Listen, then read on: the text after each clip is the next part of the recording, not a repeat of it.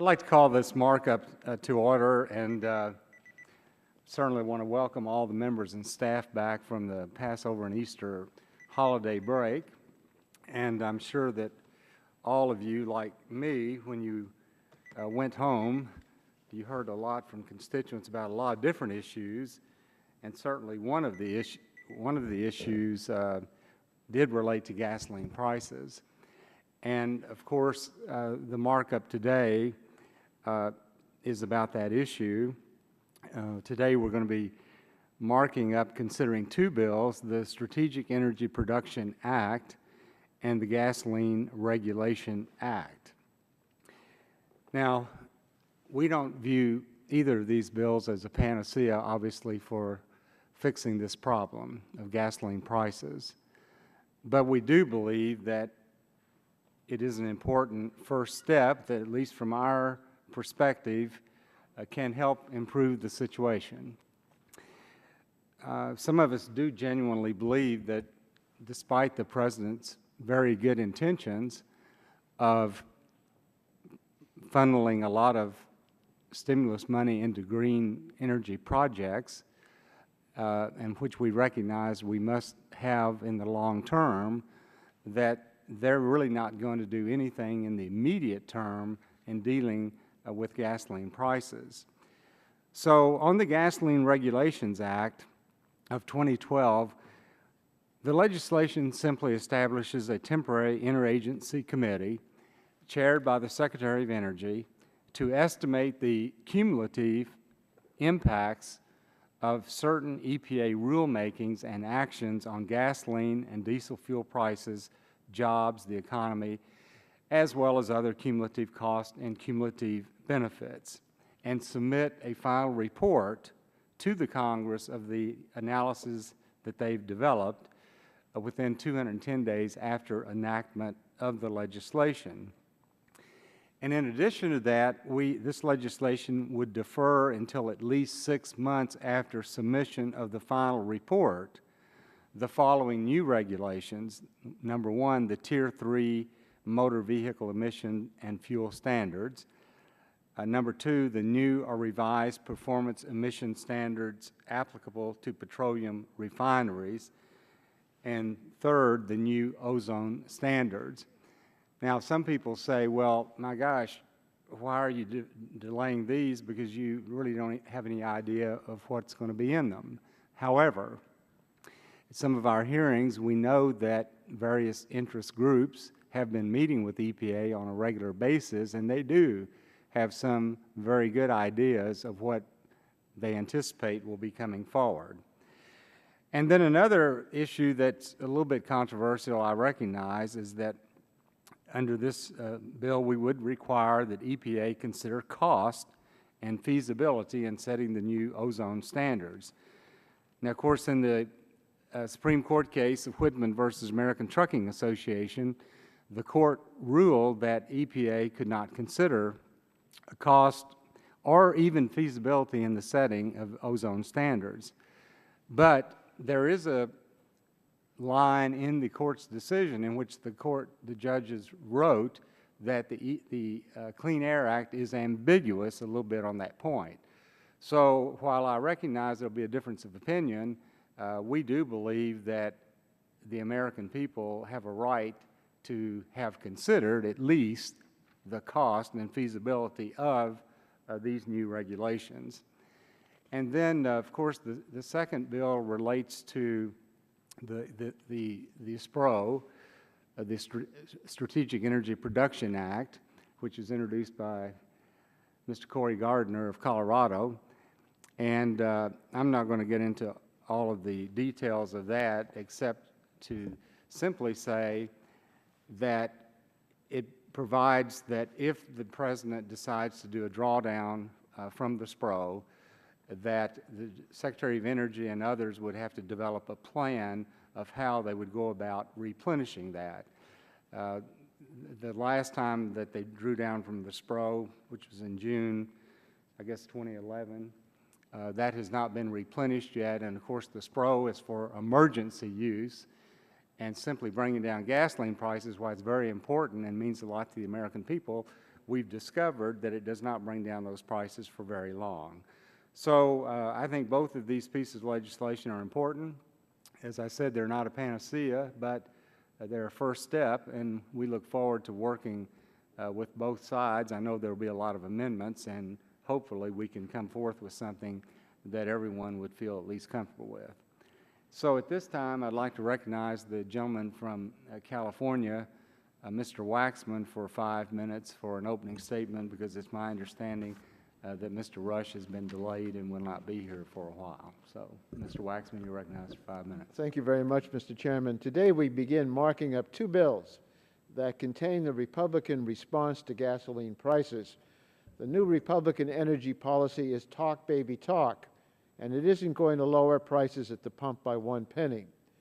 The Republicans keep saying that President Obama's policies are raising gasoline prices. Chairman Upton said so in the Republicans' weekly radio address on Saturday.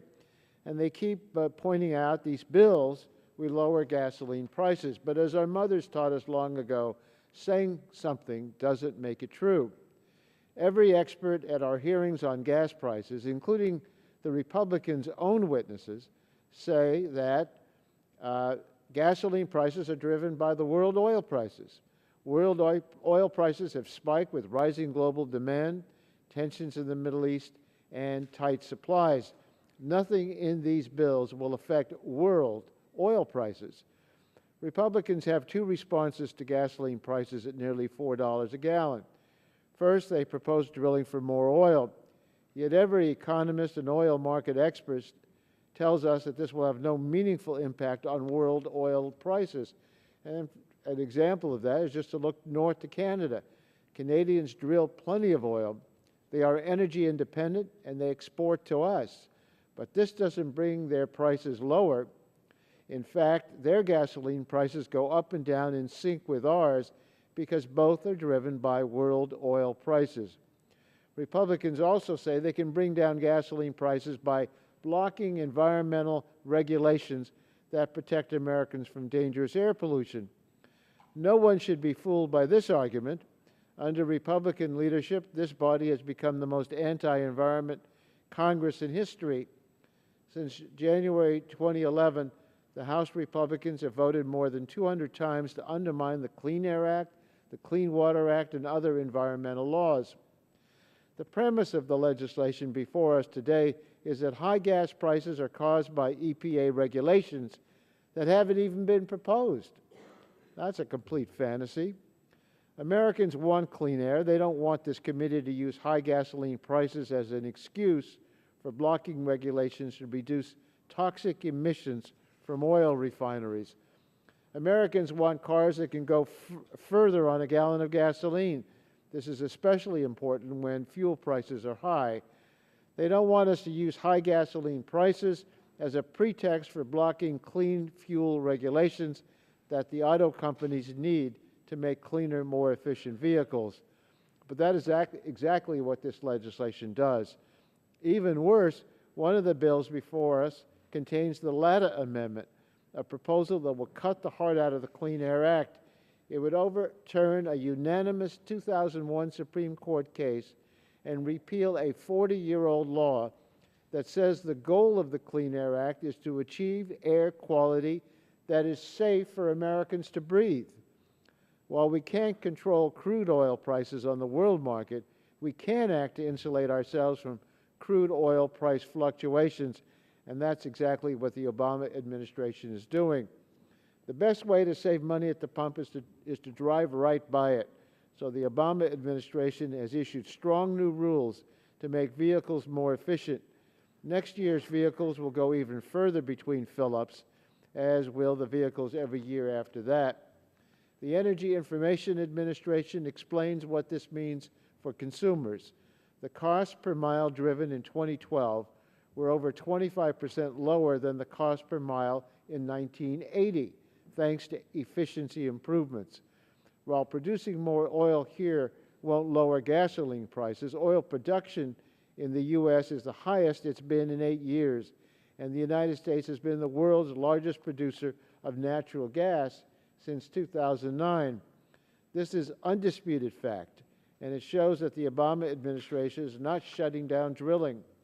Instead of supporting the president's responsible initiatives, the Republican-controlled House has done everything possible to frustrate them. And House Republicans have even opposed efforts to end the billions of dollars of subsidies that the oil companies receive every year, which they don't need and the taxpayers cannot afford. If we really cared about helping the country become more resilient to gasoline price volatility, we'd be working with the administration instead of trying to block President Obama's every initiatives. These bills aren't really about lowering gasoline prices. They are about using high gasoline prices as yet another rationale for advancing a profoundly anti-environment agenda. Oil companies will surely benefit if these bills are enacted, and just as surely American families will suffer. Thank you, Mr. Chairman. Thank you, Mr. Waxman. At this time, I'd like to recognize the gentleman from Colorado, Mr. Gardner, who is the author of the Strategic Energy Production Act of 2012 for 3 minutes. Thank you, Mr. Chairman. Thank you for the opportunity to speak on the Strategic Energy Production Act.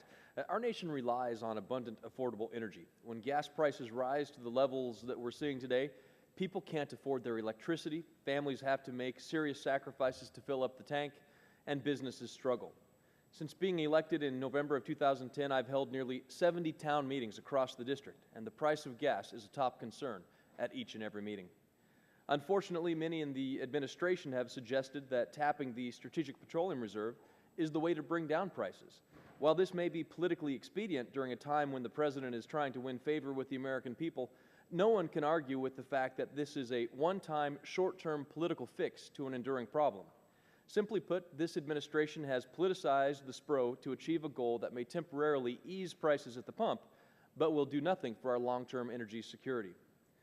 Mr. Chairman, oil production on federal land is down. In fact, BLM under this administration has leased fewer onshore acres than any administration going back to 1984.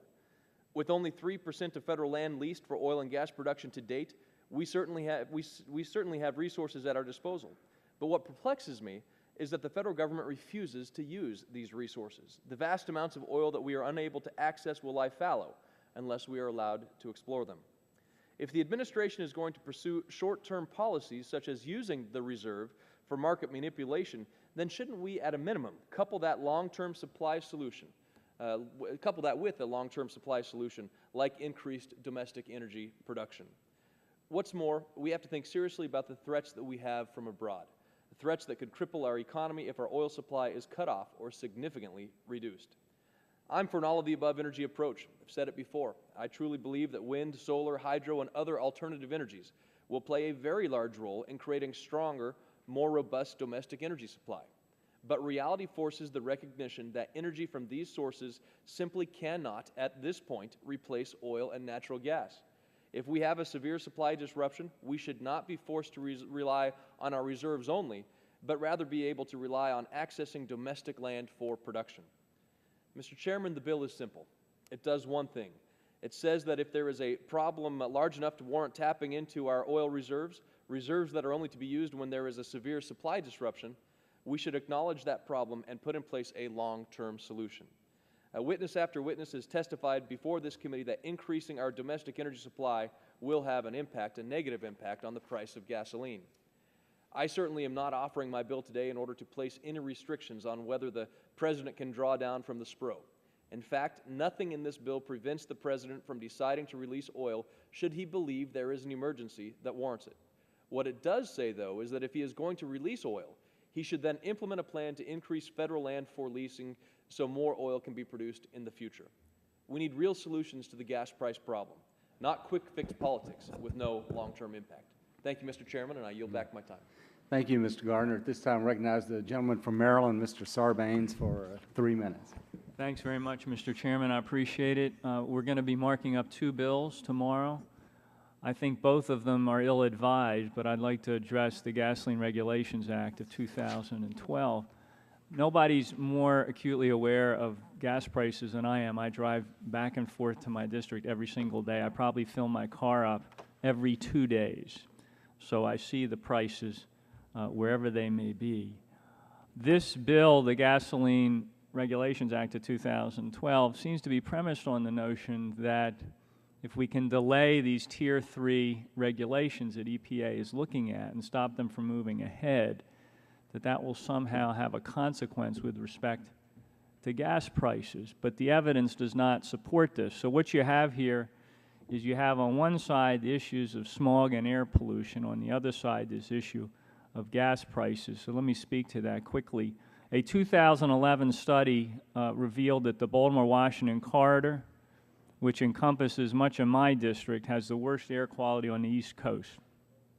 And moreover, the Maryland Department of Environment estimates 70% of the smog-forming emissions affecting Maryland comes from out of state. You also have deposition of nitrogen that comes from cars, trucks, and power plants, which is estimated to contribute approximately 20% of the nitrogen that's polluting the Chesapeake Bay. The legislation that's being proposed that we're supposed to mark up tomorrow would prevent the EPA from issuing these new Tier 3 standards, which could reduce the sulfur. If we put these in place, it could reduce the sulfur in gasoline and thereby reduce the nitrogen oxide that's impacting air quality in my district. And it's because of that positive impact that I'd like to see those things move forward and that there be no delay. The Baltimore Sun indicated a recent report by the state air quality regulators showed that the cost of the new Tier 3 standards would be about a penny per gallon at the pump versus $234 million to upwards of $1.2 billion that it could save in fewer hospitalizations, fewer sick days, and fewer premature deaths. And that didn't even account for the economic benefits from the Chesapeake Bay in terms of cleaner water quality. So my concern here is I think the majority is attempting really to dismantle the Clean Air Act protections with negative consequences for people in my district and across the country, and to do so in the name of reducing gasoline prices, when in fact that's not what would happen. All this legislation would do is create dirtier air for my constituents and others, and for that reason I oppose it, and I yield back my time. Thank you. Thank you very much. At this time, I recognize the full committee chairman, Mr. Upton of Michigan, for 5 minutes. Well, thank you, Mr. Chairman. Many factors impact the price of gas, including the global events that are not easily controlled by Congress for sure, but some factors are squarely within our control, and we owe it to the American people to do something about them. This includes increasing domestic oil production and cutting red tape. And that is precisely what the Strategic Energy Production Act and the Gasoline Regulations Act will help accomplish. The President, as we know, is considering another drawdown of the Strategic Petroleum Reserve in an attempt to bring down prices. And as a longtime proponent of the SPR as an insurance policy against major disruptions in oil supplies, I am very leery of drawing down the reserve in a non-emergency situation. The reserves are currently at 696 million barrels, which gives us roughly 80 days of protection from a major disruption of imports. It is already 30 million barrels lower than last year when the President tapped it in a failed attempt to reduce prices. Now the President may draw it down again. Fortunately, there is a supply of domestic oil that could prove to be orders of magnitude.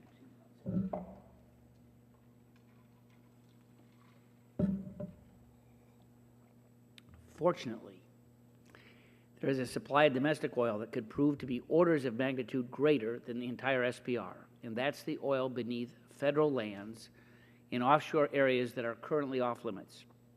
Despite administration assertions to the contrary, the President continues to keep nearly all of this oil out of reach and has slowed the pace of new energy leasing on the federal estate. The Strategic Energy Production Act requires that any future drawdown of the SPR must be accompanied by new federal oil leases. I would like to thank my friend and colleague Cory Gardner of Colorado for his sponsorship of this common sense measure.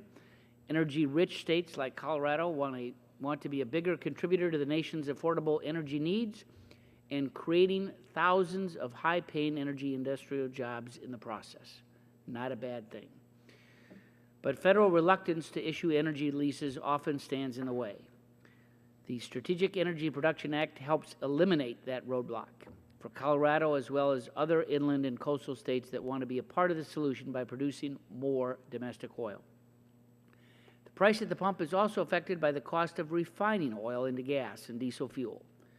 EPA's regs are a part of those costs. I would note that the President's January 2011 executive order improving regulation and regulatory review said all the right things about the need for agencies to rein in the costs of red tape, including the costs of cumulative regulations. Gasoline regs would be a great starting point for implementing this very executive order, but the Obama EPA has yet to turn its words into action. Indeed, rather than consider streamlining existing gas regs, the agency is about to embark on a potentially costly wave of new ones. The Gasoline Regulations Act requires that the cumulative impact of these upcoming rules have to be analyzed before they go into effect. This includes EPA's costly global warming agenda as well as the Tier 3 gasoline regs that may impact future prices at the pump. And given the recent announcements of several refinery closures, a 2011 DOE finding that regulations played a role in 66 refinery closures since 1990, the study would also look at the impact of new regs on jobs in domestic refining capacity. I'd like to thank my friend and colleague, our subcommittee chair, Mr. Whitfield, for still taking time off from celebrating the Wildcats' national championship and sponsoring this very sensible bill. You've done your homework, and we appreciate that. I yield back the balance of my time. Well, thank you, Mr. Upton. That means a lot to me. This time, I'd like to recognize the gentleman from Texas, Mr. Olson, for 3 minutes for his opening statement. Thank you, Mr. Chairman, for bringing these important pieces of legislation before this subcommittee. The Gasoline Regulations Act of 2012 and the Strategic Energy Production Act of 2012 represent our commitment to reduce the price of energy, create jobs, grow our economy, and protect our national security. We must continue to necessary steps to reel in the President's anti-American energy agenda.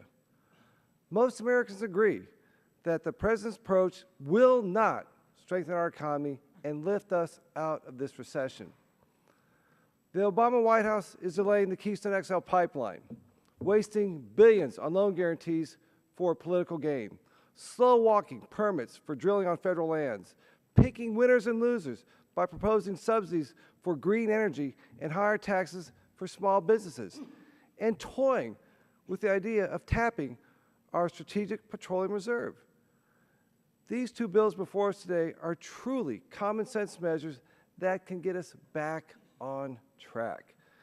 Chairman Whitfield's bill would simply require EPA to estimate the cumulative impact of rulemaking on fuel prices, jobs, and the environment. And Mr. Gardner's bill would simply require the Secretary of Energy to develop a plan to replace fuel depleted by a drawdown of the Strategic Petroleum Reserve. How can you argue with that?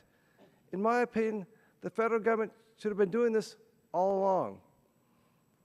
This committee has passed bill after bill to stabilize energy prices, create thousands of good jobs, and enhance our national security through energy independence for America.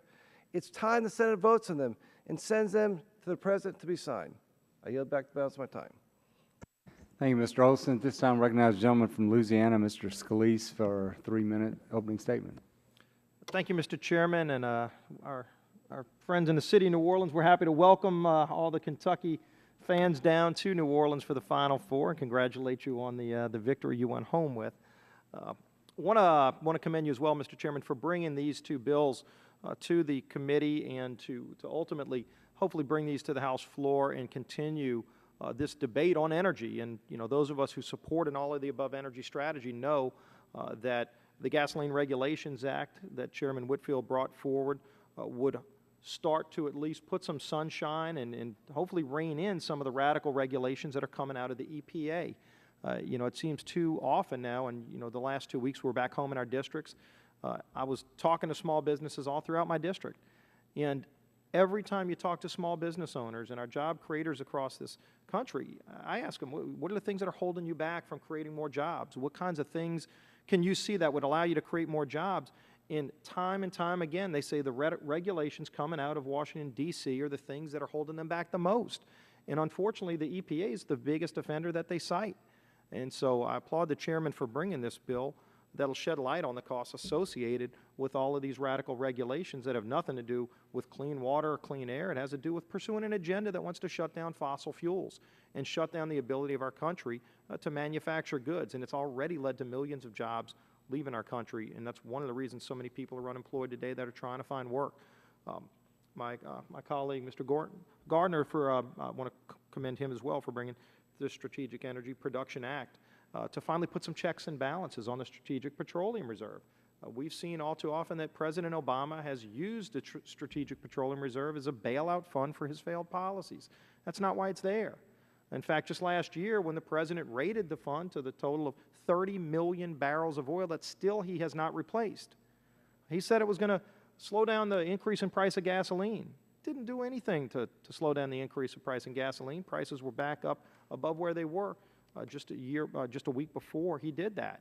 And so, for the President to go and raid this fund every time he has failed policies and the public gets irate about the price they're paying, just go take a look at the price at the pump where it was when the President took office, $1.83, and where it is today, about $3.90 and rising. And it's because of his failed policies. And when he says that he's for all of the above, unfortunately, his policies contradict those very statements. If you look at President Obama's own U.S. Energy Information Administration, this is the Obama administration, estimates that oil production in the Gulf of Mexico alone was down 22% last year, and it's projected to be down 30% in 2012 with respect to production forecasts. It's because of the President's own policies. And so he goes running around saying production's never been higher, because on private lands where he's trying to shut down through the EPA hydraulic fracturing, it's been up, but where he has control on federal lands, it's actually down, and according to his own administration, by more than 30% this year in the Gulf of Mexico alone. It's killing jobs. It's raising the cost of gasoline. It's time we rein that in, and I applaud you for bringing these bills, and I yield back the balance of my time. Thank you, Mr. Scalise, and I want to thank all of you members who came back in time to give your opening statements. And of course, all members' opening statements will be made a part of the record pursuant to committee rules. And if there are no further opening statements, the chair would now call up the Gasoline Regulations Act of 2012 and ask the clerk to report. A discussion draft to require analysis of the cumulative impacts of certain rules and actions of the Environmental Protection Agency that impact gasoline and diesel fuel prices, jobs, and the economy, and for other purposes.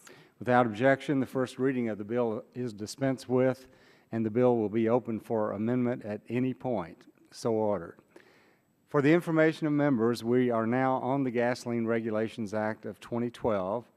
The subcommittee will reconvene at 10 a.m. tomorrow, and I would remind members that the chair will give priority recognition to amendments offered on a bipartisan basis. So I look forward to seeing all of you tomorrow, and the subcommittee stands in recess.